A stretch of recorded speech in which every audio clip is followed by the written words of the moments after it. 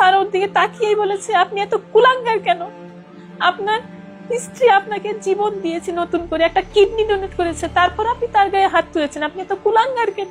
আমার হাজবেন্ডকে স্যার সামনে বসিয়ে বললো, তোমাকে যদি প্রথম জন্ম তোমার মা দিয়ে থাকে, তাহলে তোমাকে দ্বিতীয় জন্মই টুনি দিয়েছে। টুনির সাথে কখনো খারাপ ব্যবহার করো না। ও শ্যামলীতে আসতো মেডিসিন কিনতে, এসে ওই মহিলার সাথে আগে থাকতো, দেখা করতো, খাওয়া দাওয়া করতো, সময় কাটাতো, তারপরে ও মেডিসিন নিয়ে বাসায় যেত। আমার হাজবেন্ডকে না আমি আসলে আমার নিঃশ্বাস ভাবতাম, জানেন, নিঃশ্বাস ভেবে আমার মোবাইলে ওর নামটা না তারেক অক্সিজেন আমার এই নামে সেভ করা। এই দুনিয়াতে নিজেকে সবার আগে ভালোবাসতে হয়, তারপরে অন্য কাউকে। ভালোবেসে স্বামীর প্রাণ বাঁচাতে কিডনি দিয়েছিলেন উম্মে শাহিদিনা টুনি। প্রতারক তারেক স্ত্রীর কিডনি নিয়ে সুস্থ হয়েই নিজের খোলস পাল্টে ফেলেন। পরকীয়ায় জড়িয়ে পড়েন এক ডিভোর্সি নারীর সঙ্গে। এক পর্যায়ে যেই নারীর কারণে জীবন ফিরে পেলেন, তাকেই নির্যাতন করতে শুরু করলেন। তারেকের অমানবিক নির্যাতন সইতে না পেরে গত 22 এপ্রিল ঢাকার জুডিশিয়াল ম্যাজিস্ট্রেট আদালতে নারী নির্যাতনের মামলা দায়ের করেন টুনি। 24 এপ্রিল সেই মামলায় গ্রেপ্তার হন তারেক। এরপর গত 4 জুন জামিনে মুক্ত হয়েই পরকীয়া প্রেমিকার সঙ্গে উঠেছেন তিনি। এদিকে নিজের কিডনি, স্বামী দুটো হারিয়েই মানসিকভাবে ভেঙে পড়েছেন টুনি। তিনি চান না তার মতো পরিণতি হোক আর কোনো নারীর। 1 বছর 2 বছর যখন হয় আমার বিয়ের বয়স, তখন হঠাৎ করে ও অসুস্থ হয়ে পড়ে। পরে ওকে হসপিটালে নেওয়া হয়, ডাক্তার দেখানো হয়, বিভিন্ন চেক আপ করানো হয়, বিভিন্ন হসপিটালে করানো হয়। তো তখন আর কি ওর রিপোর্ট দেখে ডাক্তার বললো যে 2টো কিডনি ড্যামেজ হয়ে গেছে, খুব দ্রুত 6 মাসের মধ্যে ওর ডায়ালাসিস করতে হবে, নয়তো অবস্থা অনেক খারাপ হয়ে যাবে। তো তখন হঠাৎ করে ও দিন দিন অসুস্থ হয়ে যেতে থাকে। তো আমি কি করব, ডায়ালাসিসটা আসলে আমি করাতে চাইনি কখনোই, কারণ ডায়ালাসিসটা অনেক কষ্ট, এত কষ্ট যে আমি ওকে কষ্ট দিতে চাইনি কখনো। তো ইন্ডিয়া ভেলোরে সিএমসি হসপিটালে প্রথমে নিয়ে যাই ওকে, ওখানেই ওর ট্রিটমেন্ট শুরু হয়। ওখান থেকেও সমস্ত চেক আপ করে ডাক্তার বলল যে 2টো কিডনি মিলে 24% কাজ করছে, কিন্তু এই অবস্থায় ও 10 বছর মেডিসিনের উপরে থাকতে পারবে। ঠিক ওই প্রতিবারের মতো 2019 সালেও আমি যখন যাই ইন্ডিয়াতেও ট্রিটমেন্ট করাতে, তখন ডাক্তার চেক আপ করে হঠাৎ করেই বললো যে ওর মেডিসিনে আর কোনো কাজ হচ্ছে না, এখনই ডায়ালাসিস করতে হবে অথবা ট্রান্সপ্লান্ট করতে হবে, কোনটা করবা তোমরা আমাকে সিদ্ধান্ত এখনই জানাও। সব দিক বিবেচনা করে আমি ওকে ডায়ালাসিসটা আসলে করাতে চাই না, আমি আসলে কিডনি ট্রান্সপ্লান্টই করাবো, আমাকে তোমাদের হেল্প করতে হবে, যেভাবে পারো তোমরা আমাকে টাকা পয়সা দিয়ে হেল্প করো। তখনও ওর ওই আত্মীয় স্বজনের ভিতরে ওর বোন ছিল, ওর দুলাভাই ছিল, ওর মা ছিল, ওর ছোট ভাই ছিল। ওরা সবাই একটাই কথা বললো যে আমরা শুধু শুনতে পারবো, আমরা কোনো কিছু দিয়েই হেল্প করতে পারবো না। আমাকে ডিটেলসেই বললো যে আমরা কোনো সময় দিয়েও হেল্প করতে পারবো না, টাকা পয়সা দিয়েও হেল্প করতে পারবো না, আর কিডনি তো অসম্ভব, সেটা তো আরো পারবো না।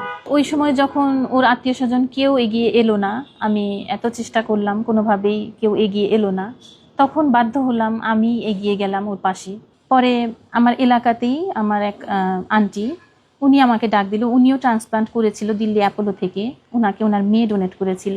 আমার মাথায় কাজ করলো যে আমার ওকে বাঁচাতেই হবে, সেটা যে কোনো মূল্যেই হোক। আমি কিভাবে বাঁচাতে পারি, আমি ওকে কিডনি দেব। আমি ওকে বললাম যে তুমি কোনো চিন্তা করো না, আমি তো তোমার পাশে আছি, আমি তোমাকে বাঁচাবো। কিন্তু তখনও আমি জানি না যে আসলে আমি কি করতে পারবো বা কতটুকু। আমি খালি সিদ্ধান্তটাই নিয়েছি যে হ্যাঁ আমি ওকে বাঁচাবো, আমি একটা ওকে কিডনি দেবো। আমি কিন্তু তখনও শিওর না আমি কিভাবে দেবো বা কি, আমি জানি না। 26শে অক্টোবরে আমাদের ডেটটা হয়, কিডনি ট্রান্সপ্লান্ট হবে, এবং তার আগে অবশ্য পুরো 1 থেকে 1.5 মাস জুড়ে আমার মাথা থেকে পা পর্যন্ত সমস্ত চেক আপ করানো হয় যে আমি সব দিক থেকে ফিট কিনা ওকে দেওয়ার জন্য। প্রত্যেকটা টেস্টে অবশ্য অনেক কষ্টদায়ক, প্রত্যেকটা টেস্টেই 2-3টে করে ক্যানেলা পরায়, তারপর যখন মেশিনের ভিতরে বডিটা নেয়, ইনজেকশন পুশ করে, অনেক জ্বালা করে। তারপরও আমি কষ্টটাকে কষ্ট মনে করিনি। আমি ভেবেছি আমার এই কষ্টের বিনিময়ে যেন আমার হাজবেন্ড নতুন জীবনটা ফিরে পায়, বেঁচে থাকে, আমাদের সামনে, চোখের সামনে থাকে। আমার ছেলেটা যাতে বাবা বলে ডাকতে পারে, আমার ছেলেটা যাতে বাবার নামের আগে মৃত শব্দটা লিখতে না হয়। এই কষ্টের সব পরীক্ষা নিরীক্ষা করে যখন আমি সব পরীক্ষায় উত্তীর্ণ হই, আমার ছেলের সাথে ডিএনএও টেস্ট করানো হয়, আমার ছেলেটাও এই ট্রান্সপ্লান্টের ক্ষেত্রে অনেক অবদান আমার ছেলেটারও। ও ডিএনএ টেস্ট করা হয়, অনেক পরীক্ষা নিরীক্ষা, অনেক ফর্মালিটিস মেনটেন করে আমাদের অপারেশনের ডেটটা হয় 2019 সালে 26শে অক্টোবর আমাদের ট্রান্সপ্লান্টটা হয়। আল্লাহর রহমত এবং সবার দোয়ায় ট্রান্সপ্লান্টটা সাকসেসফুল হয়। সেখানে আমাকে বলা হয় যে হ্যাঁ, আমি কি কিডনিটা কারো চাপে পড়ে দিচ্ছি কিনা, আমাকে কি কোনো রকম কোনো জোর করা হচ্ছে কিনা, আমার হাজবেন্ড কি আমাকে জোর করেছে কিনা, আমি এটা না দিলে কি আমাকে তালাক দিবে কিনা, এই ধরনের বিভিন্ন ধরনের প্রশ্ন করা হয়। তো আমি বললাম যে না, আমি তো উইলিংলি ভাবেই দিচ্ছি, আমাকে কেউ ফোর্স করেনি। বলছে না, দেখো তুমি যদি দিতে না চাও এখনো সময় আছে, তুমি বলতে পারো, আমরা এটা বাহিরে ওভাবে প্রকাশ করবো না, বলবো তুমি ফিজিক্যালি ফিট না, তুমি দিতে পারবা না। তো ওখানে 7 দিন পরে আইসিইউ থেকে আমি যাই, ও যায় তার পরের দিন। ঠিক তার পরের দিনই গিয়েই সন্ধ্যার দিকে সে আমার সাথে হঠাৎ করে একটা খারাপ ব্যবহার করে ওঠে। এমন ব্যবহার করে, সে এত অসুস্থ, তার এদিক দিয়ে পাইপ, হাতে ক্যানেলা, পেটের এইখানে পাইপ, ব্যাগ সেট করা, এত অসুস্থ অবস্থায়ও সে আমার সাথে এমনভাবে তেড়ে ওঠে, চোখগুলো বড় বড় করে অনেক খারাপ ব্যবহার করে ওঠে। আমি বলছি তুমি এমন করছো কেন? বলে তোর ওই খালাটা আমাকে টাকা দেওয়ার সময় এত দেরি করলো কেন, এতবার চাইতে হলো কেন? আমি এই কথাটা এখন ফোন করে তাকে জিজ্ঞেস করব। অনেক কষ্টে তাকে আমি থামাই। আমার হাজবেন্ডের ব্যবহারে অনেক ভয় লেগেছে, ও আমার সাথে একটু খারাপ ব্যবহার করে উঠেছে। তো স্যার বলছে কেন, তোমার কেমন লেগেছে? তো আমি বললাম স্যার আমার না ওকে ভূতের মতো লেগেছে। স্যার বলল তারেক তুমি সামনে আসো। আমার হাজবেন্ডকে স্যার সামনে বসিয়ে বলল তোমাকে যদি প্রথম জন্ম তোমার মা দিয়ে থাকে তাহলে তোমাকে দ্বিতীয় জন্মই টুনি দিয়েছে, টুনির সাথে কখনো খারাপ ব্যবহার করো না। তখনও আর কোনো কথাই বলেনি।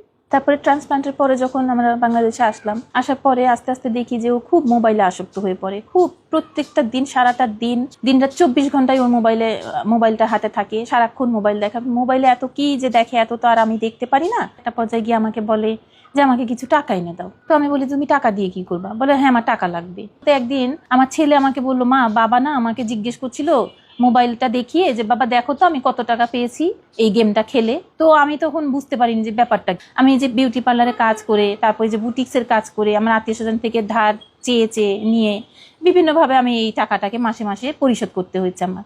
তো এইভাবে আবারও দেখি যে আবার কিছুদিন পর আবার টাকা চাচ্ছে, আবার বলে 5 লাখ টাকা এনে দে, আমাকে 5 লাখ টাকা দিতেই হবে। আচ্ছা আমি বলি আমি কিভাবে এনে দেবো? এই যে কিছুদিন আগে তোমাকে দিলাম সমিতি থেকে, এগুলো তো পরিশোধ করতে হয়, খালি আনলেই তো হয় না। যখনই আমি বললাম যে আমি কিভাবে এনে দেবো, কোত্থেকে এনে দেবো, এলো পাথারি মাইট শুরু হলো। তার মাইটটাই শুরু হয় টার্গেট একদম কানের কাছ থেকে, আর তার পা চলে, খুব খুব লাথি মারে আমাকে, একেবারে সার্জারির জায়গায় লাথি মারে। মানে এই মাইরগুলো আসলে আমি নিতে পারি না, এমন ভাবে শুরু হয়। তারপর লাস্ট তার যে কথা যে আমাকে লাস্টে যেটা বললো যে আমাকে 10 লাখ টাকা এনে দিতে হবে। 10 লাখ টাকা তোমাকে আমি কোথা থেকে এনে দেবো, কেনই বা এনে দেবো? তখন সে ডাইরেক্টই বললো যে তোর মা বোনের এত আছে, আমাকে দেবে না কেন, দিলেই তো হয়। এইভাবে সে আমাকে বলতে লাগলো। তো তার পরবর্তীতে আবারও মারধর শুরু করলো। টাকা যখন আমি দিতে অস্বীকার করছি তখন সে আমাকে আবার মারধর শুরু করলো। তার ভয়ঙ্কর রূপটা দেখে আমি আসলে আমার মনকে কিছুতেই মানাতে পারলাম না যে আমি কার জন্য কি করেছি।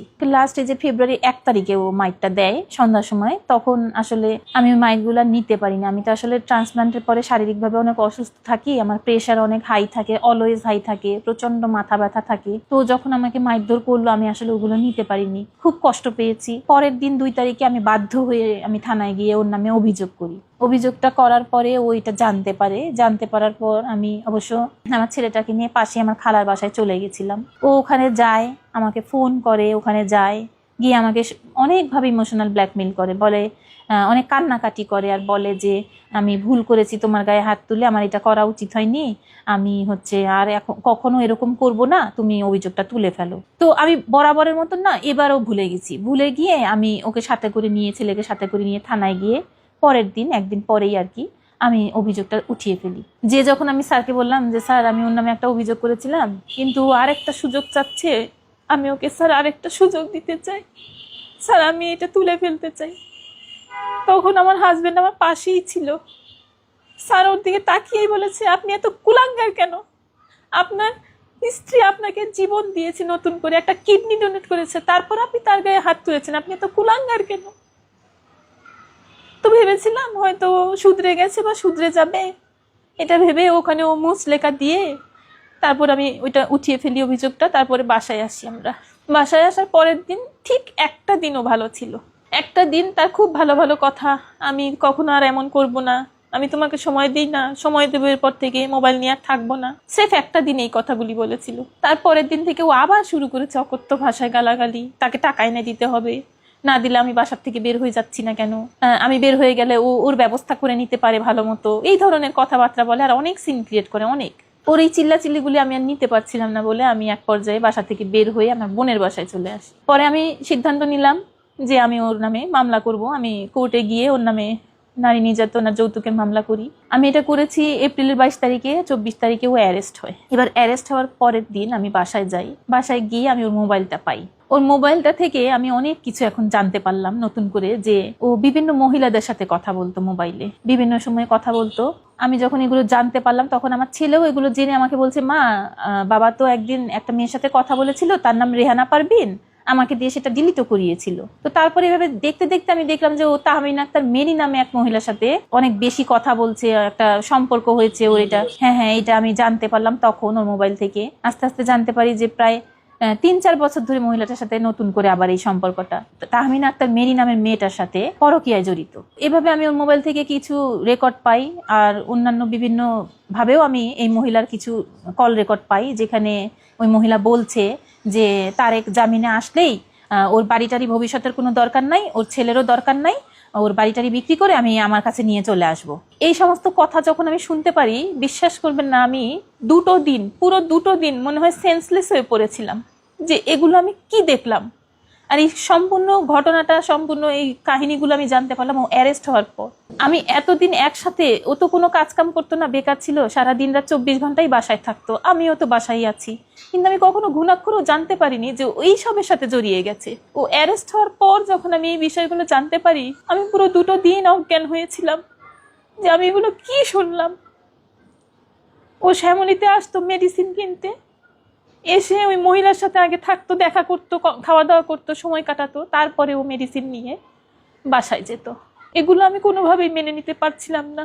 আমি আসলে এত বড় একটা স্বীকার করেছিলাম, ওর কাছ থেকে একটু ভালোবাসা পাবো আর একটু ভালো ব্যবহার পাবো, এই আশায়। এই যে আজকে আমি ওকে কিডনিটা ডোনেট করার পর আমি নিজে অসুস্থ থাকি, আমি কতদিন বাঁচবো কি আমি জানি না, সুস্থ তো থাকিই না, কিন্তু ছেলেটাকে নিয়ে আমি যাতে একটু শান্তিতে থাকতে পারি, এইটুকুই আমার চাওয়া। যে কয়টা দিন বাঁচি, আমিও তো আসলে ফেরেস্তার মতো জানতাম, ও কখনো মিথ্যে কথা বলে না, ও যেটাই বলে সেটাই আমি বিশ্বাস করতাম। তো এই যে ট্রান্সপ্লান্টের আগে ওর আমার সাথে এত ভালো ব্যবহার, আর ট্রান্সপ্লান্টের পরে এত খারাপ ব্যবহার, এই যে 2 রকম ব্যবহার, ও যে আমার সাথে এরকম করলো, আমি তো মনে করি ও আমার সাথে একরকম প্রতারণাই করলো। আমি কেন এই প্রতারণার শিকার হলাম? আমি কি এই প্রতারণার কোনো বিচার পাবো না? আমি এর বিচার চাই।